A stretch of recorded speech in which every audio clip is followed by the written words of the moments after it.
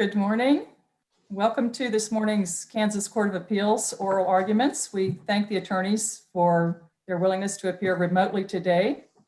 I'm Catherine Gardner. I'll serve as the presiding judge and keep time. And with me is Judge Henry Green and Judge Michael Boozer. So the case up now is case number 122023, Joseph and Joni Hackney versus Robert N. and Robert J. Allen.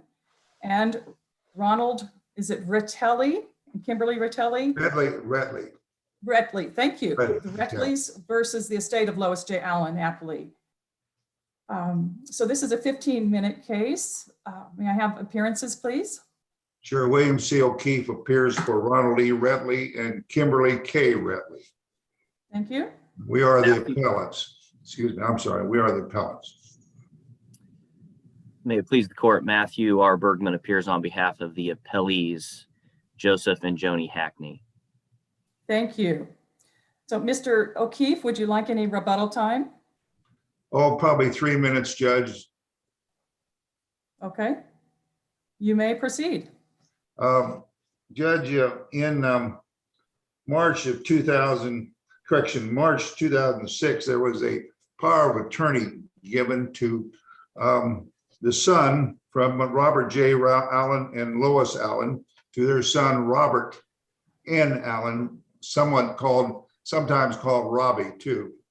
And that power of attorney was used to sign a contract with the Hackneys in 2015, March of 2015, on a piece of property in Fairview, Kansas. Then about 10 days later, on April the 4th, I think March the 25th was the signing of that contract. On April the 4th, my client, Mrs. Retley, learned that the property was for sale. And she was told at that time that there was a contract out on the property at that point, but that she should contact the son, Robbie, who was in Texas at that time. She did contact him, and he said that he had a contract with some other people, but he was having, I don't know if he said it exactly at that point, but he was having trouble with it, either that point or later when he contacted her back, that he was having trouble with the contract because the notary seal or the notary stamp was not on and Kansas wouldn't pass that. Well, he was told that he was told down in Texas it wasn't any good. And then so my client, of course, was interested in the property, and on the 13th of April, they entered into a contract with the parents, and they paid the $25,000. The original contract was for $17,500, and they paid the $25,000. And then they got the deed later on. I think it was about the 25th of April, 28th of April, maybe. And then they filed the deed and went from there. Now the question is the court determined that in this basis that there was an equitable reason not to give the property to my clients. Now my clients, of course, did not know whether they were told by Robbie that the contract was no good because of the fact that they didn't have the notary seal or the notary stamp. They were told that. And so from that standpoint, they went ahead and with the new contract, and he sold it to them for more money. Let's be honest.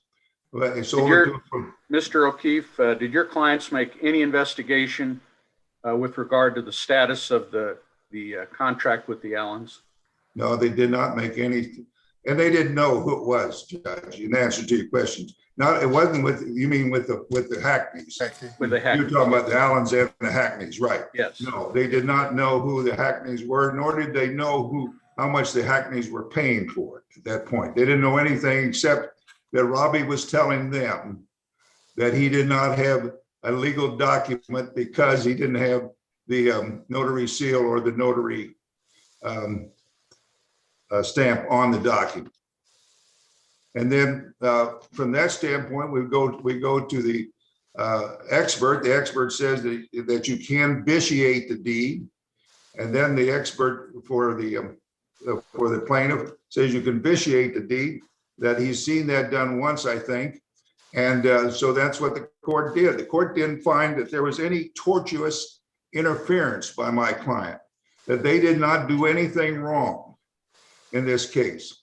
But he went ahead under equity, he said, and go ahead and set the deed aside, even though I believe the law is all in our favor on the basis that my clients went into it as innocent purchasers. They didn't do anything wrong. And then the deed was set aside because he said it was equity. And I don't believe that that's the law in this particular case. That's the reason that we're here today, because I just don't believe that there's a situation of equity when my clients formally believed that they were entitled to purchase the property, did purchase the property, and should have the property. And it shouldn't be set aside. Vitiated is the word that the court used because the person says you can't scratch the deed, you can't just get rid of it, but you vitiate the deed. That's what he said. That's pretty much the summation of that case. I don't know that. Do you have any other questions, Judge? I've got one. Am I correct that in the court's order, although he ordered specific performance, your clients, however, under his order would be made whole? My clients would not be made whole. The only thing my clients would be from the standpoint is that the $17,500 to be paid by the plaintiffs, that money would go to my clients. Is the only thing he said. He would not know as to the 20. It may be, and they may be right as to whether they could try to get the money out of the Allens, the rest of it. But as to the only thing that they would get back would be the $17,500 if it were paid. And I guess it's been paid into the escrow agent at this point. And that's my understanding.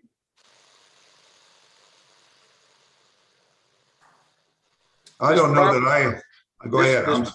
The property in question that the Hackneys wanted and received specific performance for, as I understand it, is across the street from a business that they own, and they wanted that specific property so that they could protect automobiles, have a shed area where they could protect automobiles from hail and the elements and things like that. Is that the correct understanding? Yeah, I understand that they wanted that for a reason.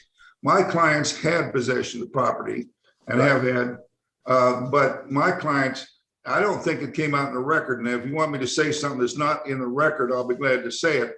My clients in testimony said that their property is next to it too. All right. Yeah. So, I mean, it's not a question. That is, if you're talking about being next to it, it doesn't make much difference. And that's the reason they wanted it too. Okay. Yeah. I don't know that I have anything further to argue on that at this point. I'll just go ahead and wait until it's argued by Mr. Bergman. Very good. Thank you. Mr. Bergman, you may proceed. Thank you, Your Honor. I would like to address the question just asked by the panel. I have a differing viewpoint. I believe the journal entry, which was agreed to by counsel and entered in by the court on April 25th, 2019, more than makes the Retleys whole.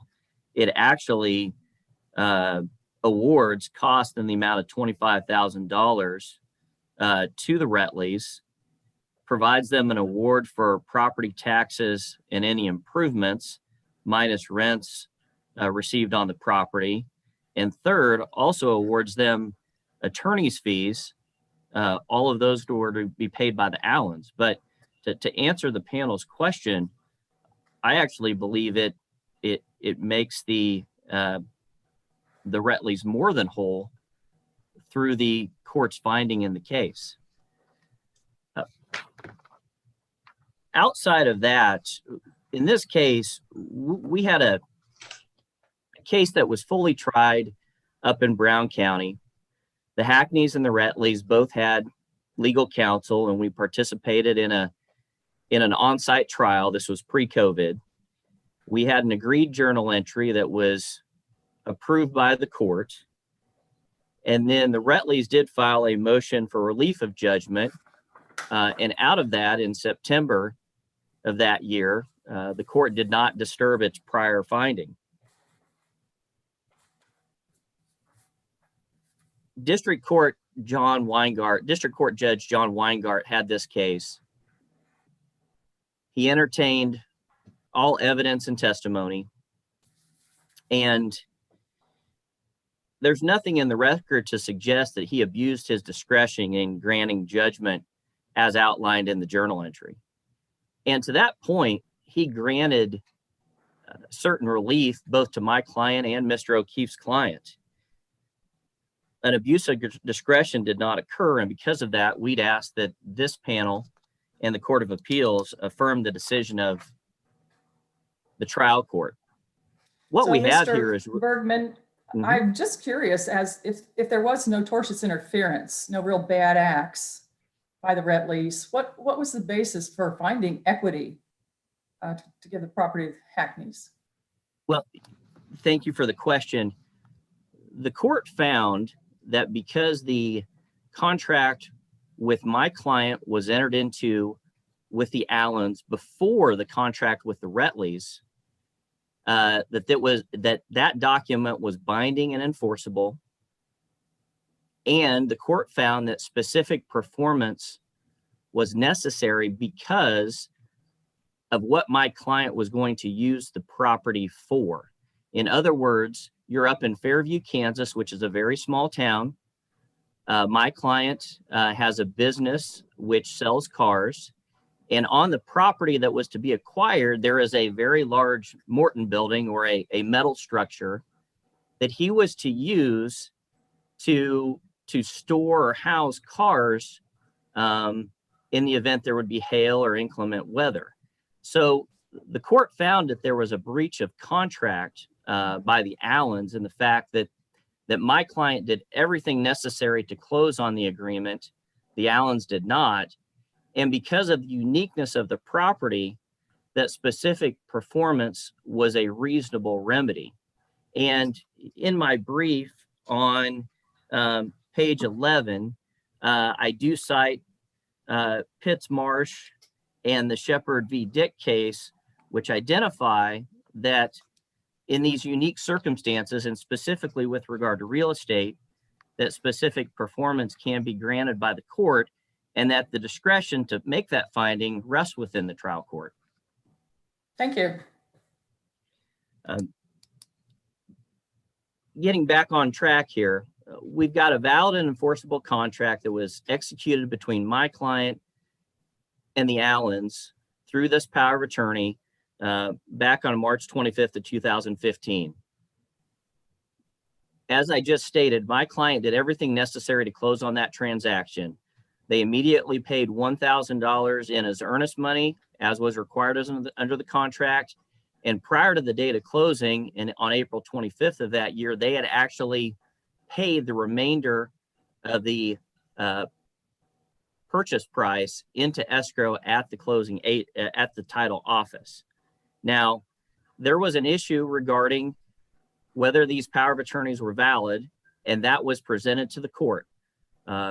My client engaged an expert, Kyle Mead, to provide testimony, and there's an affidavit within the record, and there's also Mr. Mead's testimony identifying that even though those power of attorneys were executed in Nebraska, they are valid in Kansas, and specifically, Mr. Mead found that there was no restriction or prohibition that would have prevented the Allens from closing on the contract and passing title to my client.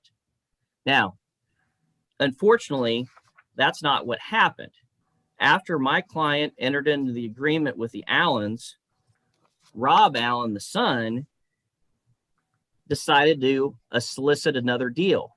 And I view that as a side deal that occurred after my client had a binding and enforceable agreement.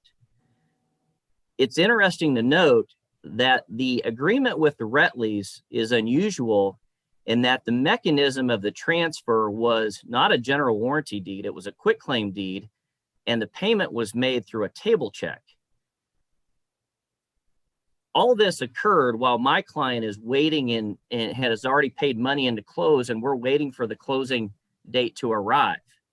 Now, as a matter of public policy, I don't believe the court should accept these side or backdoor dealings, especially when a trial court has ruled that there's been a binding and enforceable agreement in place prior to this agreement reached with the Retleys.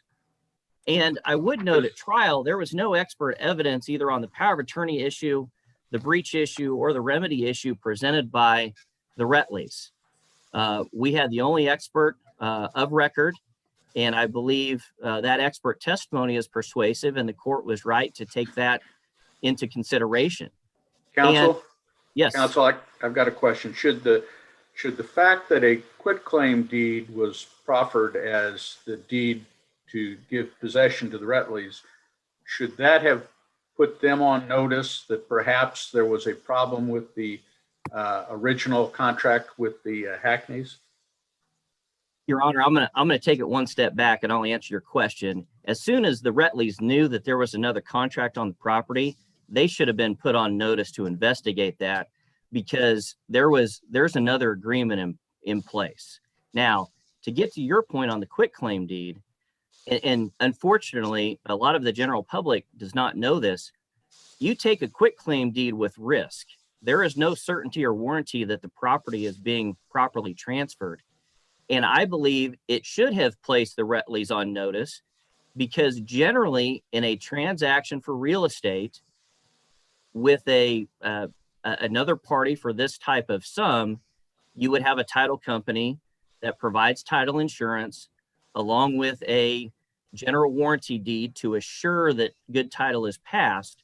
But here, a quitclaim deed should have placed the Retleys on notice and raised a red flag, especially when you compound the fact that they know another contract was already in place. I hope that answers your question. It does. Thank you. Now, so we've got a written agreement between the Retleys and between the Allens and the Hackneys, my client, in place. My client's paid all the money in and the closing date set. And then Rob Allen sends an email to the title company shortly before closing saying, I can't close, these power of attorneys are invalid. Well, we took that issue to the trial court. We submitted expert testimony, and the court ruled as it did. And I'm not aware of anything in the record that would cause this panel or the Court of Appeals to overturn that. And because of that, there was a breach of contract. Now, to get back to Judge Gardner's first question, because of the uniqueness of this real estate, and because we have this breach, and because of my client's need for the specific use of the property, specific performance is a remedy that's allowed by law, and it is reasonable under the circumstances of this case.